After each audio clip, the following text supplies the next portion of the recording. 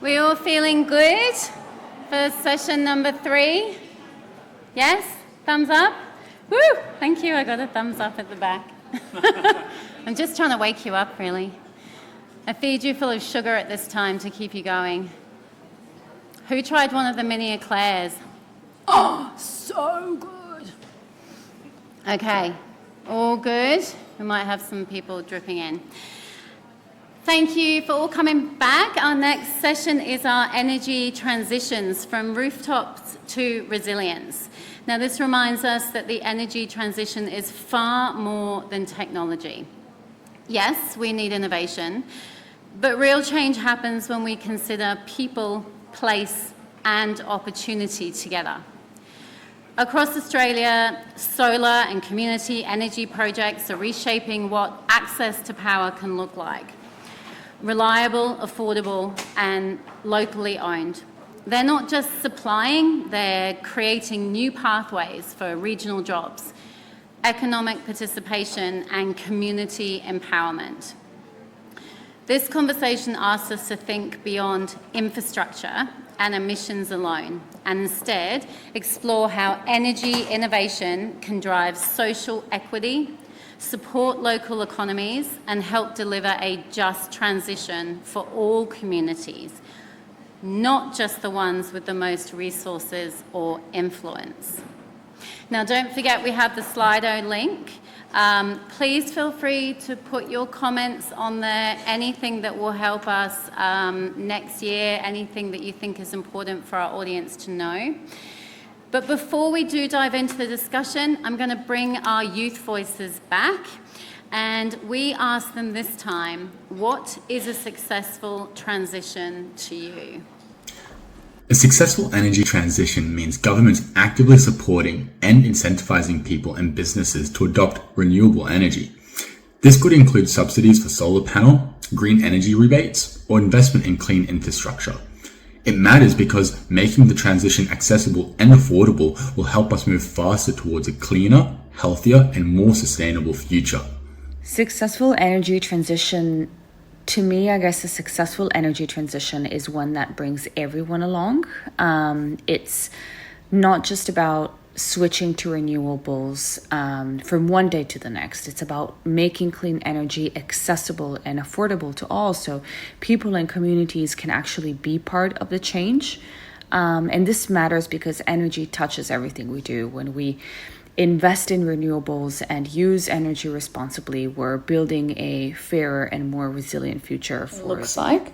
In terms of what a successful energy transition looks like, I'd say something I'm really looking forward to is how we can use more renewable energy and not be constantly using, the traditional forms.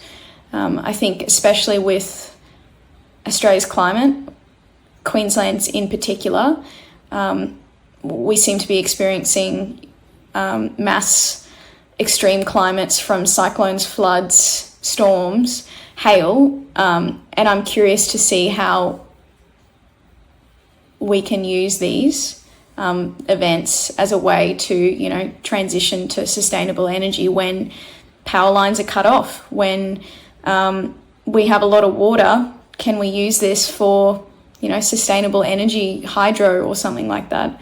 These are just big ideas. But, the normal everyday person is seeing what is changing with our climate, and the traditional methods of energy, and when it gets cut off due to these big events, we have to adapt. Energy transition to me is a huge challenge from an economic perspective. Especially in Queensland, we have such a wealth of resources that it's really easy for companies, especially, to put profits over the environmental harm that comes at that macroeconomic level. I think education and awareness is extremely important, especially for people who have a negative outlook on renewables based on things such as their own lifestyles, so jobs that are currently existing because these industries are allowed to thrive, and enabling them to understand how they could contribute to an economy which is more centered around renewables will help with that framing.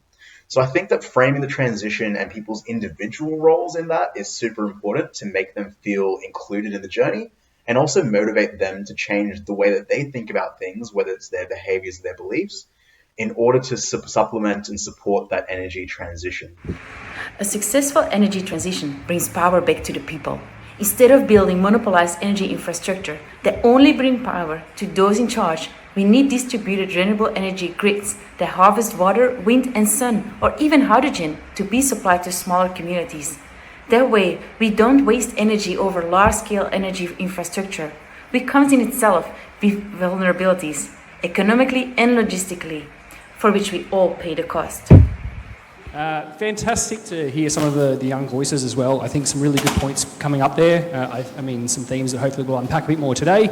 Community, economics, and obviously the sustainability aspect. I mean, renewable energy is somewhat of a buzzword, but hopefully we'll unpack a little bit more of what the energy transition is, because it is more than just renewable energy. So, look, we're going to have a pretty fun discussion today. I'm looking forward to our three panellists here. So we've got Aaron Johnson, Kimberly Swords and Shayna Chase, and I'll give you a quick intro into them, and then as they come up, and then we'll get a quick intro from them on what they do. But I suppose, the idea of today is going to be having a bit of a discussion between the four of us about what that means, and sort of looking at, I suppose, the energy transition from three quite distinct lenses. So Dr. Kimberly Swords is going to talk, I suppose, to the policy and regulation side of things, and how that might facilitate or impact the energy transition.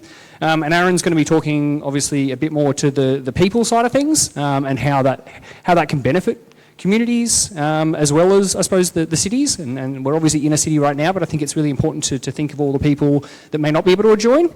And then Shayna Chase is going to be talking, I suppose, more from a technological point of view, so talking to the projects themselves and how that is being facilitated, so the renewable energy side of things. So, yeah, look, without further ado, I'm going to first introduce Dr. Kimberly Swords. Kimberly is a policy and governments expert, working at the intersection of climate and energy and regulation.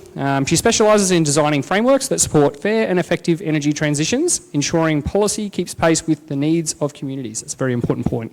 Industry and the environment, and so I suppose a good intersection.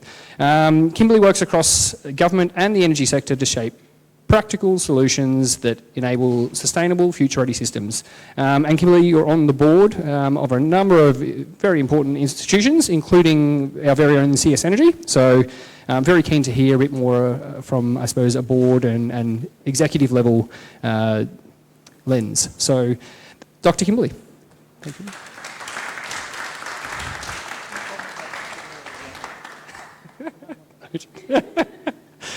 Our next panellist is Aaron Johnson. So he's the founder of Interact Policy and Industry Solutions, an experienced policy and industry leader, previously serving on the Queensland Energy Minister on the workforce, regional and community impacts of renewable energy and transmission projects. So an incredibly interesting role with the government trying to work out how to facilitate the energy transition. So very keen to talk to Aaron, I suppose, about his experience there. Aaron brings 30 years of experience across government, industry and regional development. And I think the part I really liked was you bring a strong human-centred approach to Australia's energy transition. So please welcome Aaron. And our final panellist, Shayna Chase, is a renewable energy specialist with Oricon. Shayna has spent many decades now working across multiple continents, originally in Africa, and now across Asia Pacific, and helping deliver some of the major infrastructure, primarily renewable energy, wind, solar, and even a little bit of batteries now. The big projects that I suppose are currently making the energy transition real in Australia. So keen to get your technical expertise. Let's welcome Shayna. So without further ado, I might just quickly throw it to all three of you to do a quick introduction of yourselves and a little bit about what you do, and then we'll jump into a discussion. So, Kimberly? Thanks so much, Lindsay. So I wear a few different hats, some of which I have on today. I do have to start by saying that I do not represent the views of the Queensland Government or CS Energy in the presentation today. I'm going to share my own personal perspectives, but please, I can't be attributed as representing CS Energy's view. I'm one board member, not the company. So I have a background in government. I worked in the Commonwealth Government as a Deputy Secretary all through the climate wars. I was very close to Minister Greg Hunt working on environment policy when the safeguards mechanism was developed, and subsequently have served a number of energy producers and policy organisations on everything from organisational design to CEO coaching to capacity investment scheme design. So I have a pretty strong technical understanding of the economics and the science of the transition.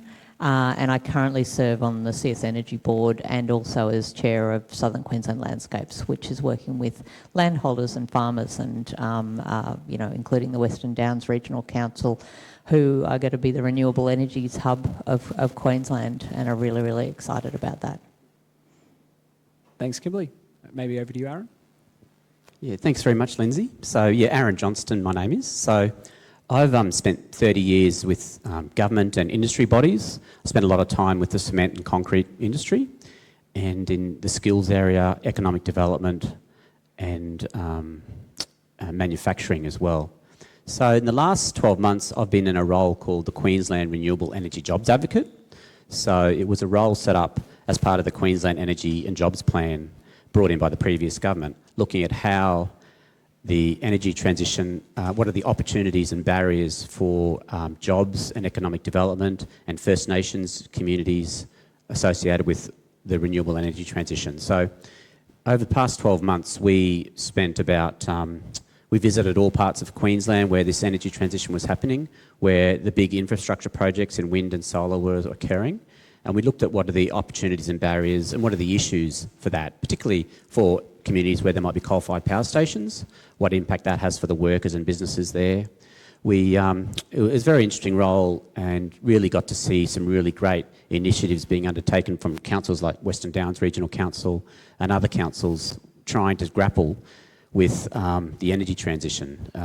It's a bit like there's so much work potentially for some of these communities and so many capacity issues, but there's also some really good opportunities as well. So we spent a lot of time talking about 300 different stakeholder meetings associated with that. So that's about me, and happy to be here and looking forward to the discussion.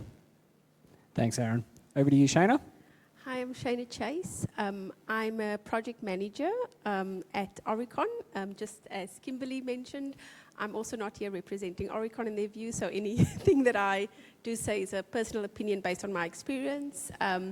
I started off as an electrical engineer and also in a renewable energy industry in its infancy in South Africa.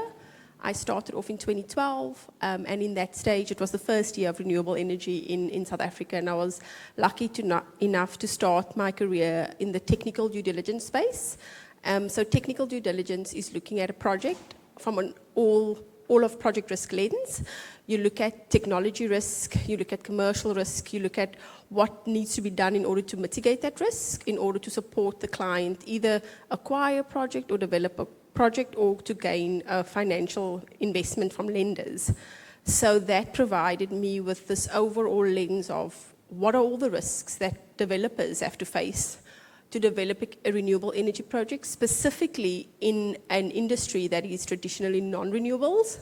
So I started off as an electrical engineer focusing on like grid code compliance in South Africa. It's similar here to the NER rules and how a renewable asset, goes into the grid and all the issues associated with that. I worked my way up from an electrical engineer to more of a project manager, where I support our clients develop these projects. And currently in my role at Oricon, I support now a lot of our owners' engineering work, which supports our clients get a project from development all the way through to construction and operation. And from a technical perspective, what are all the design issues that we need to follow? We support specifically only on the technical risk. And of course, that does go down and reduce the commercial risk associated with that project as well. I'm also now, from a city's perspective, supporting on solar rooftop projects for utilities. So looking more on the commercial scale and how do we implement renewables in order to support demand-side management as well. So that's my experience. Yeah.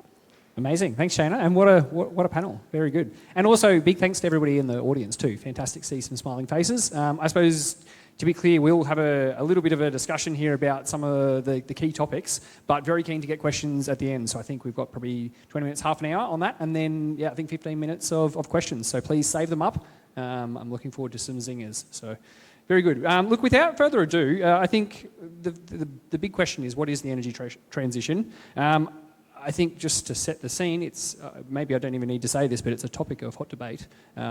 It's nothing if not political at the moment, and very much in the public sphere. So I'm keen to sort of discuss a bit more about what that is and get some views from some of our panellists. So maybe the first question, Kimberly, is going to be to you, and I suppose from a policy and government's perspective, how do you define the energy transition, and sort of what are the biggest drivers shaping the pace at which Australia is moving? No pressure. This was an easy question when we wrote it a week ago. Look, the energy transition is all about reducing the CO2 emissions in the atmosphere, because those emissions are creating an existential threat to humanity through the increase in global temperature.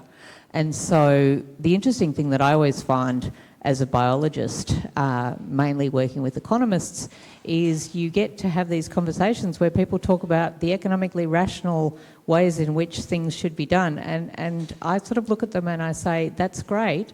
But I remember studying population biology when I was in first year, and population biology says that when the population gets too big and runs out of resources, something really bad happens.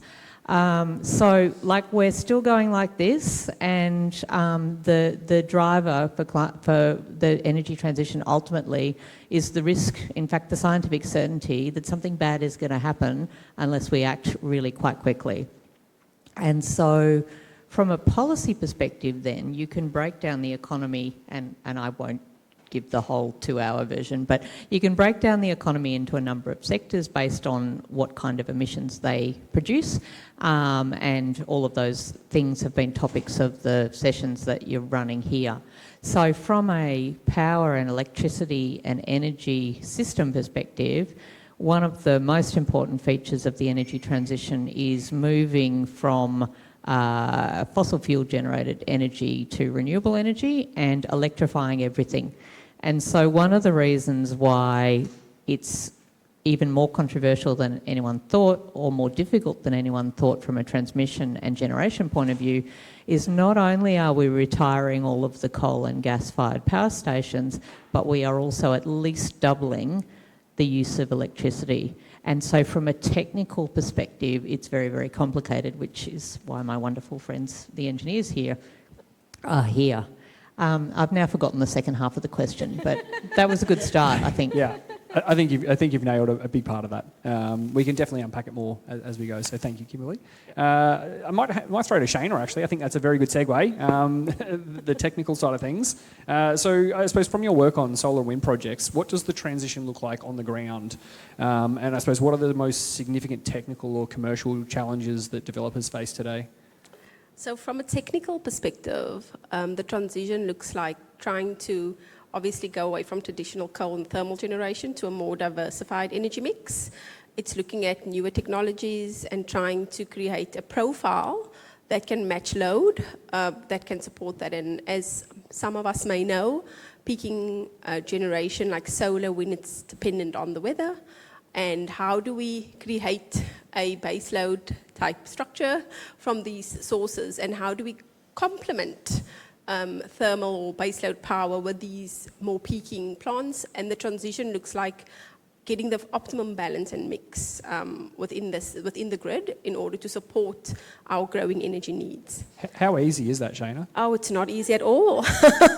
And that's why going to the second part, and as Kimberly's actually introed me without awareness, the most challenging technical obstacle that we face is actually how do we use a traditionally thermal or inertial grid to support peaking plants. So the grid is designed to support what's called an inertial load. So it's a spinning load that spins, and that grid has been designed to support this. There's a lot of technical factors that come in when you do more of a switching load, so an on-off load, and the grid or the electrical network actually cannot handle this. And how do we use what we have? How do we upgrade what we have in order to achieve the renewable penetration that we want in order to reach our very, very high renewable penetration targets? And that's a challenge I've been in the industry for 13 years that we're still working on solving every day. We're getting there, but it's a challenge. If I may just add, and I'm keen to get Kimberly's input here too, but I think the interesting thing for me is that it can sound very complex, but I suppose, Shana, do you think that the technology exists, or are we waiting for a silver bullet future technology? The technology is here, it exists, it is being, the only challenge that we have is a commercial aspect and how much it costs. And even the technology maturity is increasing, which is causing more and more commercial viability for these things. It exists, all we need is money and time. What a moment.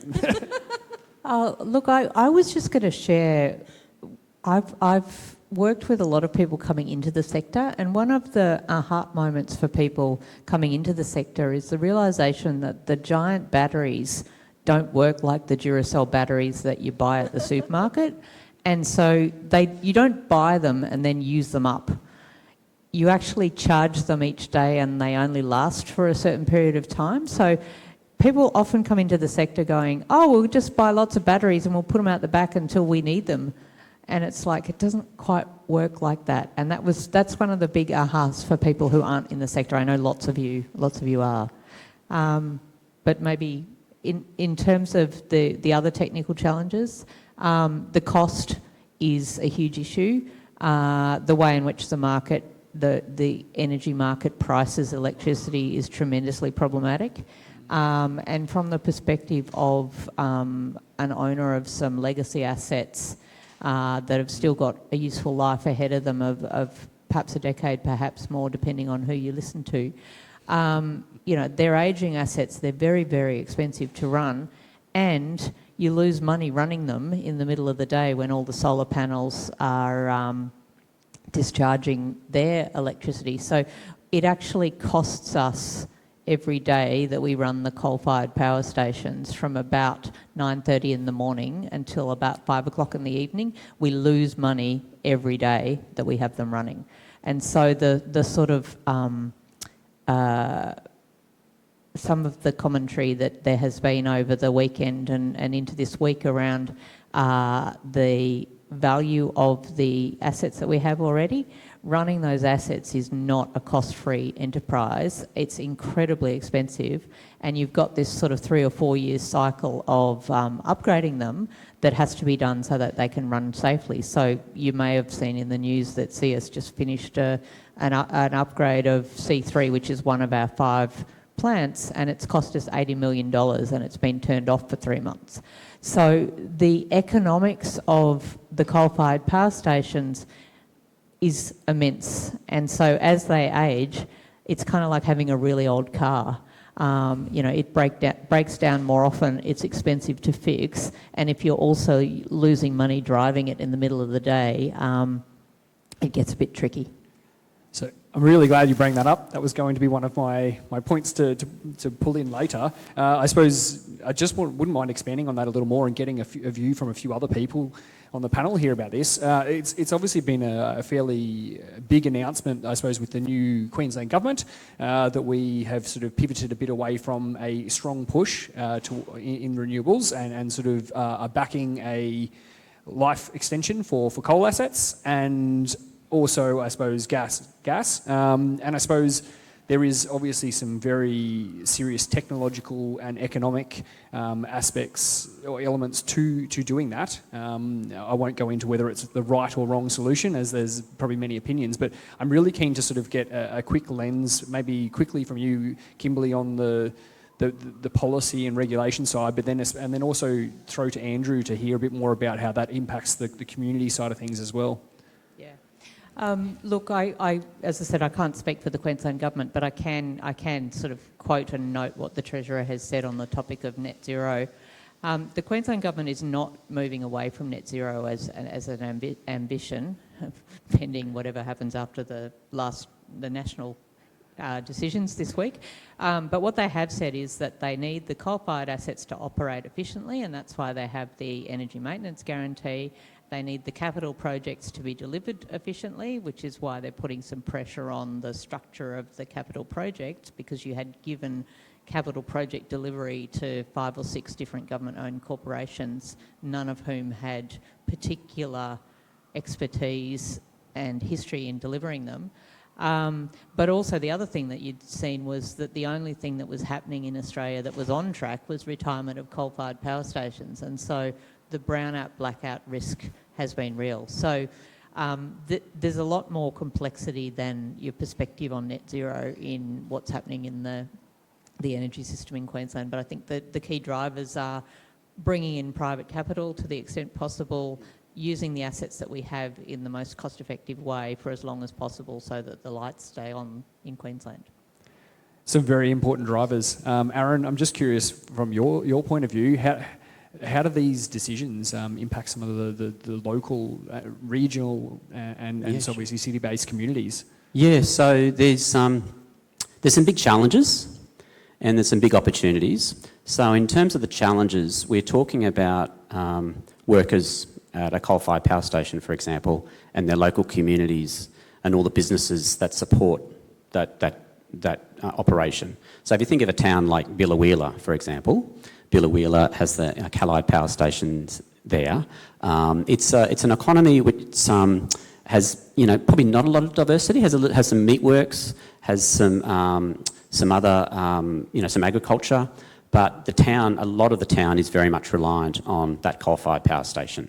So there needs to be a transition. There needs to be, if that coal-fired power station is going to close, the workers need to have some clarity about what's happening there. The local businesses need some clarity about what's happening there, and the local community needs support in terms of diversifying that economy. So, what else can be done? What skills do they have in that town? What are some of the natural attributes? What are some of the supports that council can do and that state government and other industries can do? And there's been a lot of work done in that space. But that's, if you think of a town like, say Biloela, if you talk to the mayor and the local council, they're very collaborative and they're constructive around it. They're obviously trying to juggle different issues and different interests in that, but that's something that needs to be managed quite carefully and well, and it's probably causes some tension, but also there's some good conversations happening there as well. In terms of opportunities, there's lots of opportunities in terms of the supply chain for wind farms and solar farms that could happen in Queensland. If you think of Queensland, half of our manufacturing employment is actually located outside of Brisbane. So, and a lot of that manufacturing, if you look at those industrial estates in Mackay or Gladstone or other parts of the state, Townsville, a lot of them, they support the mining sector, they support the agriculture sector.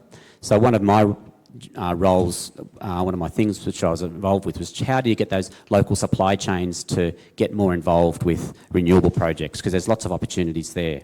So that's an opportunity, and renewable projects are very much a regional project, so lots of opportunities for skills and workforce and workforce participation as well. So there's some challenges, some opportunities in that space. Fantastic, thanks Aaron. Shana, I might pass over to you. I suppose talking about the theme here, rooftop to resilience, I suppose we're seeing sort of increasing pressure on network resilience, which you were talking to before, and I suppose especially from things that were mentioned in some of the videos at the start, from weather events to sort of shifting consumer behaviour as well, which is obviously a big aspect, supply versus demand. I suppose, so Shana, I suppose how are you seeing in the developer market, how are you seeing developers and projects alike adapting to sort of they're designed to sort of support that long-term grid resilience? Well, so basically, they're looking at hybridization. There's a lot of projects and developers that are not only doing solar these days, they're coupling it with batteries, and they're also making sure there's even developers doing hydro with wind and solar.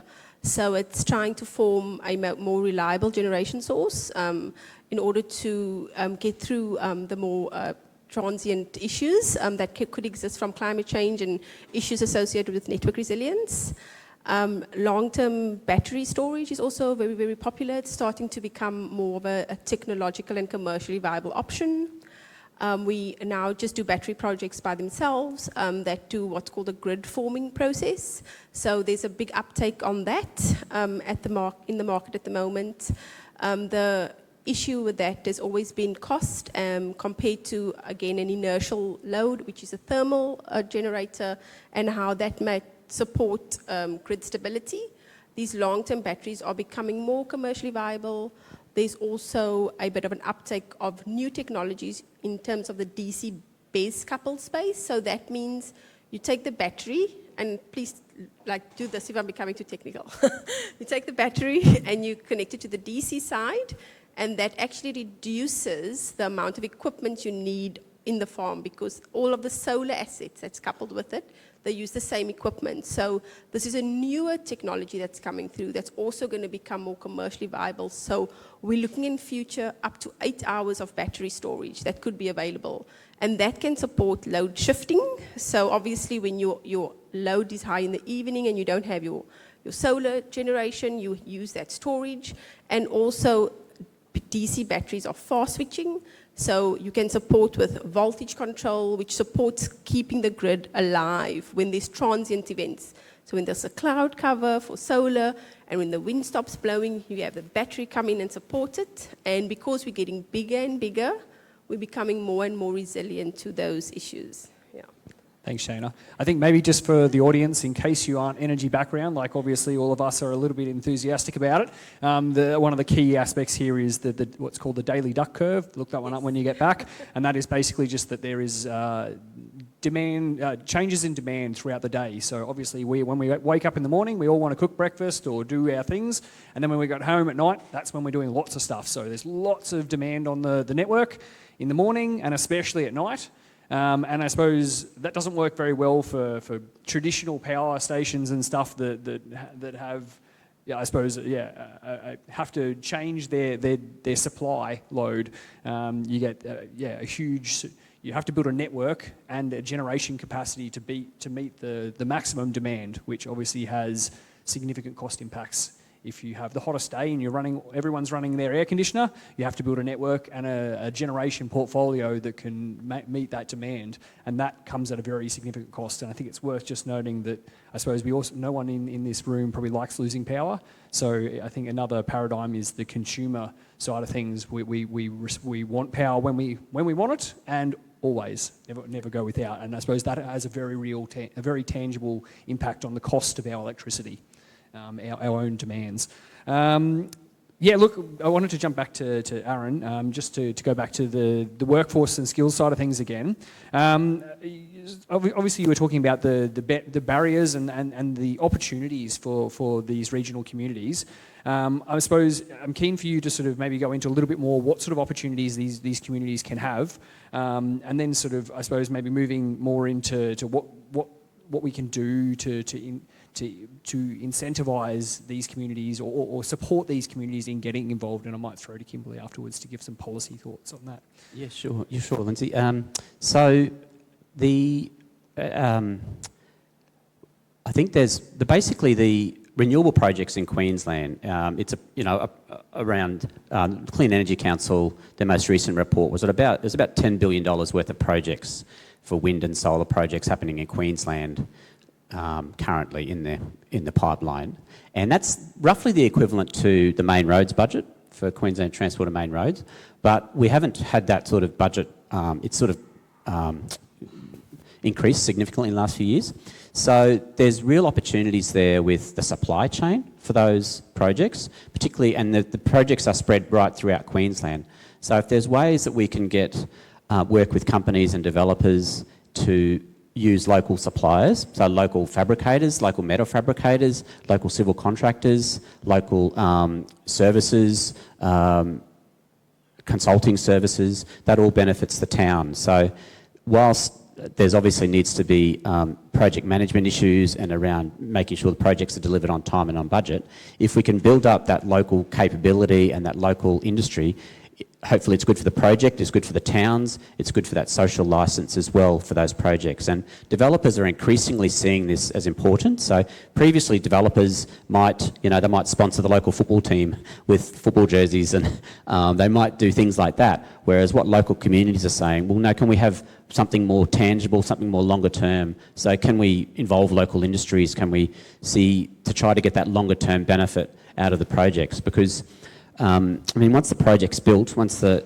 wind farm's built or the solar farm is built, there's a few jobs there, but probably not as many as there would be with a coal-fired power station, for example. So there's some of the opportunities, and the industry is doing quite a bit of work in this space as well. So Clean Energy Council published some work last week, and they're it's really good. It's really positive. There's a long way to go. The mining industry has actually done a lot in this space over the past 55 years. For example, 50 years in places like the Bowen Basin in Queensland, they've developed some really good supply chain relationships. So companies have really developed and to support that industry, the mining industry, and so there's long-term benefits for Mackay and other similar places like that. So there's lots of opportunities, I think, as well as barriers. Yeah, fantastic. It sounds like definitely a gold standard to try and get the local communities. Kimberly, I suppose just on that point, I'm keen to get your thoughts on what policy and mechanisms we have that we could use to help facilitate the equal opportunities that the transition brings for these regional communities. Yeah, it's a great question, and it's one that the Australian government, through their generation tenders, has lent into to a certain extent. So they have got a range of procurement-related targets for local content, for participation by different kinds of workforce participants, for Indigenous communities, and locally milled steel, all those kinds of things, and that becomes a starting point. So the interesting thing, believe it or not, there are many interesting things about procurement policy, but the interesting thing about procurement policy is that people imagine that it can achieve a lot more than it can actually achieve, but then when it does achieve things, that's also really great. So, there are things like the Queensland government had an electricity transaction that I looked after back in 2018, where we bought the state government's demand for electricity all in one go, and we bought it stepwise so that by 2028 it was 50% renewable. So we actually wrote a 10-year contract for the entire demand from the Queensland government for all the hospitals and schools and government buildings, so that it met those energy targets, which meant that no one in any department had to worry about meeting the electricity targets. It was all done in one big contract on behalf of the state. So there are occasionally what I would call transformative opportunities like that, where you can make a really big difference with just a little bit of effort by a whole bunch of people. So probably to build on Aaron's point, the one thing I would add to the regional benefits story is the opportunity that exists for Indigenous communities who have native title rights to have equity in projects. I did some work last year with Darren Godwell, who's now the chair of Indigenous Business Australia, and the gold standard globally is actually to make the offer to invest to Indigenous owners of the land at the same time as you go to the rest of the financial market. And given access to royalties in a range of different countries, there's now a significant body of financial resources available to those communities. And so I think in Australia, I think we've seen the first one done just recently with Ampere down in New South Wales, granting a 5% equity stake. But what the Indigenous communities are looking for is not a handout, it is exposure to the risk, the benefits and the opportunity of the financial investments that are occurring on their land and in their communities. And it's game-changing in terms of what it means for those communities, as we've seen with some of the clean energy regulators deals that have been done up in the Northern Territory. So it's moving from handout money to earned revenue for community with community empowerment around how those resources are reinvested. It's amazing. That's fantastic, and good to hear we're starting to get on the best practice. So yeah, very exciting. Kimberly, I might stay with you if I can. I suppose getting there. If we want to continue and I suppose accelerate this transition, what options, what levers do we have to do that? That's such a great question. I think the single answer is people. So it's the people who are putting solar panels on their roofs, putting batteries on their walls, buying electric cars. They then have to be willing to let those things be managed as a sort of behind the meter sort of set of assets. It's the people building the projects, whether they're the battery electric storage projects or the wind, solar, etc., etc. It's the farming and regional communities who are going to be the hosts of this infrastructure. It's the people designing the markets. It's the leaders who demand that this is going to happen.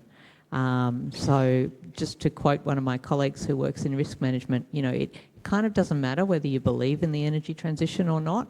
The risks, the climate risks are material and real and occurring now. And so we kind of need to do something about that. Thanks, Kimberly. And maybe just quickly throw to Shana, I suppose from a technology point of view, what levers do you see that we have? What future technologies, innovation do you think that we can use to sort of really push that transformation within the network? Yeah, I think from a perspective, let's try that. Is it working? Yeah. Okay. From a network perspective, again, the levers we can push to accelerate the transition is definitely to support more ancillary services, again, pushing investment into upgrading the network that's not fit for purpose, and supporting both the distribution network operators and transmission network operators in their fight to support the energy transition. We have a lot of private investment going into developing land, developing areas for renewable generation, but without a network, we really need to support our DNSPs and TNSPs in this fight, because without them, we can't get it to our customers. Other levers we could push is basically to just support us, even though from a policy perspective, we're not able to continue on this transition if, for example, policy changes. Just from a demand side perspective, commercial consumers can support in their load and reducing their load, looking at the transition not really from I have to do this, but I need to do this perspective, looking at how you operate your businesses, how you operate your profile in order to support creating a load that actually matches the generation requirements, looking at your operational businesses, looking at how you can shift load in different times of the day. There's so many strategies that our commercial consumers are adopting, not to rely on the grid as much, to create your own energy. Like we put solar panels on our roofs, commercial and large consumers should consider their own investment. They have got the capital and they should consider energy as a core part of their business, supporting less reliance on the grid, and therefore the time and the money can come in to support our DNSPs, upgrade the network. Amazing. Thanks, Shana. And a perfect segue, the last question, and this is to all three panellists. I suppose for the everyday homeowner, small business, like some of the things we've just been talking about, even all the way up to our local government leader in the room, what's one practical action they can take now to contribute to a more resilient, affordable, decarbonised energy future? And seeing as you've got the microphone, Aaron, I'll start with you. I think... probably engage constructively in the debate and discussion, and be kind to the considerations of people who live in regional parts of the state who are trying to manage the transition probably more directly than what we might be in Brisbane. Cool. Shana? Yeah, like things that you can do. I know this sounds silly, like just rely less on energy. Go for a run outside. Don't use the treadmill. Open your windows in the winter time and don't use the air conditioning so much. Obviously, if you are of the financial means, invest in solar and EV vehicles. Again, this is more not from an energy grid-related perspective, but, take the bus, don't drive. Those sorts of things, we can all do a little bit more of that. And again, from a commercial perspective, if you're a small business owner, just look at how you operate your business. Do you really need to be doing that much in certain parts of the day when energy demand is understand basically how your business operates and see how you can shift your load in order to support the grid, give it enough time in order to upgrade that network. So yeah, just shift your load, think about operating your businesses at different times, and yeah, you could help in that way. Thanks, Shana. Kimberly? Look, I think the comment I'd close with is you're all acutely aware this is an energy transition, not an energy switch. And so equipping yourselves for the next 25 years of this is really, really important. I have had the great privilege of working in environment and sustainability policy, government consulting for 30 years now. And you need energy and you need evidence and you need to want to do it and you need to sustain yourself as leaders and community members so that you can prevail through that period of time because it's not going to happen in 3 seconds. Cool, and if I get the closing moment, I think I'm going to build on your flicking the switch. I think so many people in this world, they literally just flip the switch. They don't ever think about where the energy comes from. So I applaud all of you for being here. I think for me, the one thing I would say is be a part of the conversation. It's actually quite exciting. I think it has everything to do with our future. It's about sustainability, it's about emissions reductions, which is our future. So be a part of the conversation. I mean, there's some really exciting things happening and you won't know about them if you're not involved. I mean, sorry to quickly go off tact, but there's some fantastic things happening at all levels. A great one was the government's recent announcement of free power for 3 hours each day. And that's a perfect example of a policy lever that will potentially help with demand shifting and to what Shana was saying. But I shouldn't go on too long. Let's open the floor to questions. Just a statement. I'm from Doctors for the Environment. And people forget the externalities of burning fossil fuels, so the direct air pollution around the coal-fired power stations.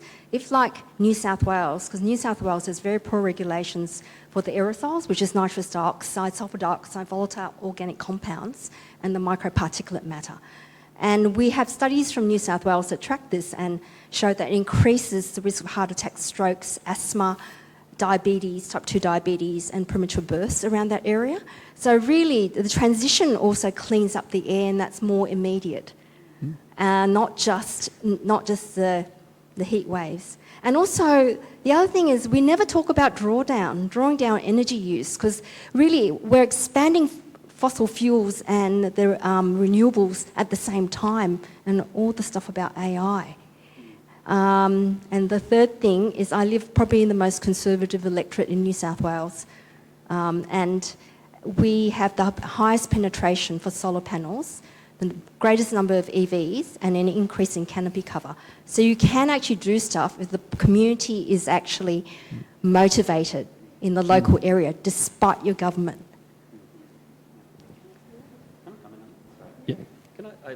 I often see federal politicians take a very strident view anti-renewables, but then I'll see the local politicians in that same area who are obviously responsive to the people and trying to get elected next time. They take so much of a different approach. They're just trying to work through the issues, and not always, but often they just try to work through the issues, be more collaborative, just trying to manage impacts. And I just see it such a discord between federal debate as well as that local constructive discussions. Absolutely. There's definitely a bit of a disjoint. So, I've got a bit of a question. One to you, Shana, and also one to you, Aaron. Shana, I work with small businesses whereby I sit down with them with their energy bills and I show them their demand. And small manufacturing businesses within Queensland, and businesses don't look at their energy bill. It goes to their finance team, it gets paid, and that's it. So this is quite a new concept to them. And then to shift all of their staff from coming in at sort of 6 o'clock or doing things is a challenge. What role do energy companies have to take a more relationship role with their businesses and clients to help them do better? So that's my question to you, and I'll save my one for you. Well, at the moment, they don't have much of a role. As long as they get paid, I suppose they're okay. But we can think about, looking to the future. Again, if there's policy that dictates how they do their business, if we have a stronger focus on demand-side management. I mean, we do have a strong focus, and commercial consumers like utilities, large, industry companies, they focus on demand-side managers because they have incentives to do so. If, electricity companies have an incentive to support their customers transition their load, they will come to the party and support. They will actually not just give you a bill with a final number, but maybe like a little graph at the bottom. It's like, look at how your energy is shifting and how you're utilizing your energy. Assuming they look at the bill. Assuming they look at it. If you do X, Y, and Z, look at how your air cons are running. Look at that, because you actually, again, a bit too electrical. If you look at a distribution board, you can put a meter on every little subcage, and you can actually see the details of how your energy is utilized. And if they, again, have incentive to do so, they will support customers. So again, everything starts with policy incentive, push down to the bottom, and we can help our consumers become electrically energy proficient to support them shifting their load in order to support the energy transition. Yeah. Aaron, my question to you is, so when I think of somewhere like Darwin, who has the best opportunity for solar on rooftops but has the lowest uptake of solar on rooftops, simply because they don't have the people to put it on. They don't have the skills to do it. What do we need in our region? So when we're thinking about these communities, this upskilling, like how are we dealing with this upskilling of these skills that are so important? And again, from maybe a policy perspective as well. Yeah, we did quite a bit of analysis on this over the past 12 months, and we identified several key barriers which are impacting on the number of people getting skilled up in that area. One is lack of the capacity of the training system at the moment. There's lots of areas where they're having skill shortages, so there's lots of demand in lots of places. So competing for home builders, tradies, a whole lot of health and community care workers. That's one thing. Another thing is, a big one is vet trainers. So there's not enough trainers, not enough people who are electricians who want to become a trainer. They stay in the tools, or they stay in the industry. They don't want to become a trainer. So that's a big issue. So what do we do about that? And they've got to do quite a qualification to become a trainer, and that's a big blockage in the system. So, and then there's a whole lot of other barriers as well, about capacity, about the lack of information. It's a new career pathway. There's that's probably the biggest one. It's trainers, getting more people to train.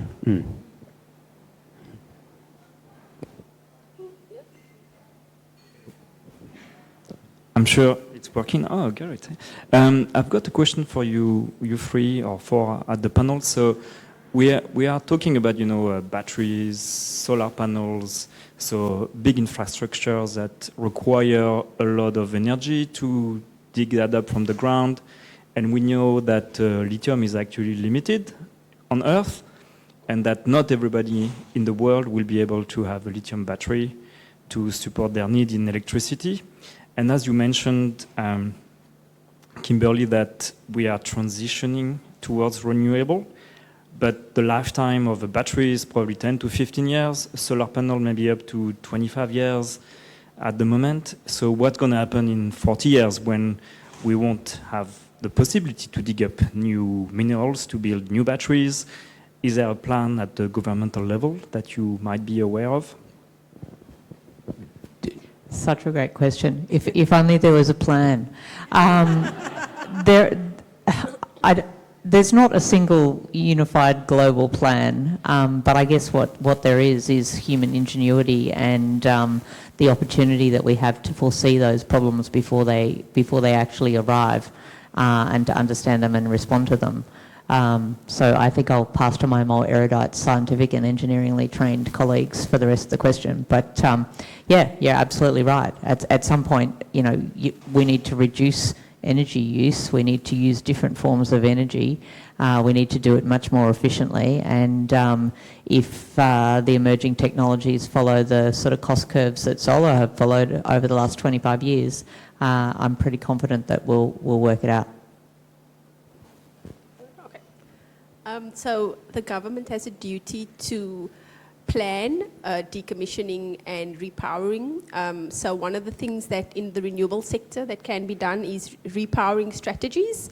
So often again to, just like the decommissioning of coal, life extension, there's a big push, especially in the pre-development stage, to look at the future potential for repowering. So for example, with a solar panel, typically every manufacturer has the same width of the panel, so the frame can be reused. There's obviously plans in order to change that panel after 30 years, you can do that, but again, it needs to fit into policy. So if policy supports repowering of that generator, it can be done. It's a bit harder with the wind turbine. However, just like coal that gets re-aged, there's also things that you can do in order to increase the life expectancy of that said turbine. So for solar, it's very easy, for batteries as well. Again, if you do a very good engineering design and you try to charge and discharge your battery at a very slow rate, it can last much more than 15 years. Again, it's it's upfront investment into engineering complexities and not just trying to get investment to get a project going, but a smart design in order to prolong the life extension of solar and batteries as well. I had two things I wanted to add to that because I think you made two really good points. One of them just on the I suppose the recycling side of things. That's a solved problem. All batteries, solar and wind can now be 100% recycled. And to be clear, a lot of the modern thinking is to bake that cost into the purchase price. So there's a discussion at the moment about a requirement that all solar panels come with the cost to recycle built in, and it is minimal. It is very small. So 99.8% or something of solar panels, much the same for batteries. Nearly all of that can be recycled, including wind. Now they've just made the first fully recyclable wind turbines. So to be clear, the recycling is absolutely something we can do, we don't do, and that's the problem. We need policy to say that we should. And that's where it comes back to the policy again. So that's a really big thing. But the other thing I wanted to quickly touch on was you said that not everybody can have a battery or solar, and that is absolutely true. Access to energy and energy affordability is obviously huge and a really big topic at the moment. I mean, if you look at a renter can't put solar on their roof. So what do? I suppose it just means that the people that can afford get more, and that's been a really big issue. So I think one of I pointed it out before because I think it's a really important point. We do need to address access to affordable energy, and one of the policies I thought was quite good recently, and obviously the implementation we'll see how good it is, but the free energy for 3 hours during the day. That is something that, if implemented, will be the whole East Coast, and essentially that means that people who don't have solar still get access to the benefits of solar, which is that we are having very, very low power prices during the middle of the day. So there are, again, probably at the policy level, but there are options to try and help give everybody access to the benefits of these renewable technologies. So, thank you. Good question. Oh, cool. You kind of answered part of my question, but I guess part of my question was, with the energy transition, we're going from fossil fuels to renewables, but we're also going from mines to rooftops, kind of where this energy is coming from, and that's kind of going to change the dynamic of what consumers, how consumers interact with energy, pretty much. Like, we've talked a bit about how probably most of the people here know a bit more about energy than the average person. You guys obviously know a lot more, but in the future, when we have consumers participating much more actively in the market, and especially when, as you said, there'll be the prosumers who can afford solar or can afford batteries are going to have the benefits, whereas some people, like renters, can't. How do we make sure that we can, both from a knowledge perspective, but also financial, bring all those people with us along to make sure that at the end of the day, it's an energy system that works for everyone, rather than we all transition, but then 90% of the people get stuck with the bill?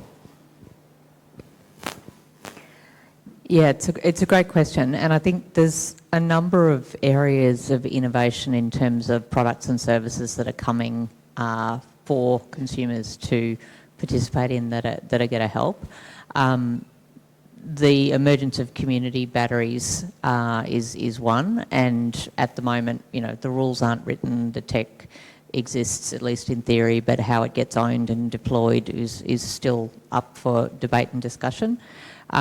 I've worked with a private corporation that's thinking about energy as a service, and I understand from another meeting recently, actually last week, that Origin has launched a new offering down south where you can get a battery, a solar panel and an electric car in return for a monthly payment and permission for Origin to charge and uncharge your car within a certain set of parameters to support the grid. So the sort of innovation that's occurring in the service side of things is extraordinary and quite fascinating. That being said, that doesn't help very, very poor people, and it certainly doesn't help, you know, Indigenous communities that are on prepaid cards where you have to drive into town to get the card topped up and it's 44 degrees and you're trying to keep your medicine cold. So I think, you know, in those kinds of circumstances, I think there are off-grid solutions. There's a whole heap of solutions that, at least to my mind, you would address through the social welfare and equity system rather than through the electricity system. Spot on. Yeah, I'd agree with that. Sorry, just to add, for me, it starts at government. That is why we have a government, to ensure equal distribution of wealth, or try to. Whether it does that well is a debatable topic, but yeah, to me it starts, there's some really innovative commercial models, there's some really good technology that's coming out, but I think that really needs to be driven by policy. So it's obviously a big issue in the community.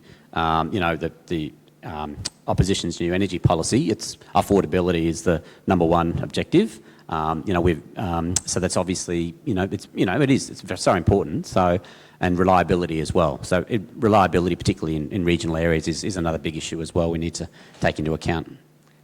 I know we're just about at time, but you just touched on two things that I think are really fascinating. I often talk about the sustainability, reliability and affordability triangle. Most of us probably have heard of the cost, time, scope triangle. You can't have all three. Well, it's much the same in the energy network. You've got sustainability, reliability, and affordability. You can't have all three. And as you push more towards any one of those three corners, the others suffer. So there is a balance that needs to be had between, if we go full sustainability, we completely cut off the coal-fired power stations tomorrow, reliability is not very good. And vice versa, if we go to any one of the other triangles, points of the triangle, there is potentially a happy medium somewhere, and what that is absolutely subject to debate from a technical, social, and regulatory policy governance point of view. So maybe on that note, I'd like to say a huge thank you to our three panellists and give them a big round. Thanks, Lindsay. Good chairing. Back to you, Sarah. Sorry, I would like to thank you, Lindsay, for a fascinating panel. That I could have actually sat here for another hour and asked so many more questions. This is the problem. It just sparks more questions sometimes than answers them, but that's why we're here, is to promote thought and make you guys go away and do some research and make decisions. And as you very clearly said, get involved with the conversation. And as someone who looks at a lot of energy bills, get involved in your own energy bill is a bit of a takeaway for me, because there's a lot of information in there that you can control yourself. So thank you so much. We are moving on. This was the end of the first session. We will be kicking off the second session at 5:30. Going into the evening. If I can ask you to submit your feedback if you've been here for the whole time, there's plenty of opportunities to do this as well, but it really will help us grow the movement, think about what this can look like next year. But hopefully, if you haven't booked into the next session, feel free to go and see the volunteers at the front. They will book you into the next session if you want to hang around for some community conversations, some conversations around water, and later on we'll be having a dinner break and some networking. So thanks so much. See you back here in 24 minutes if you're coming back and counting.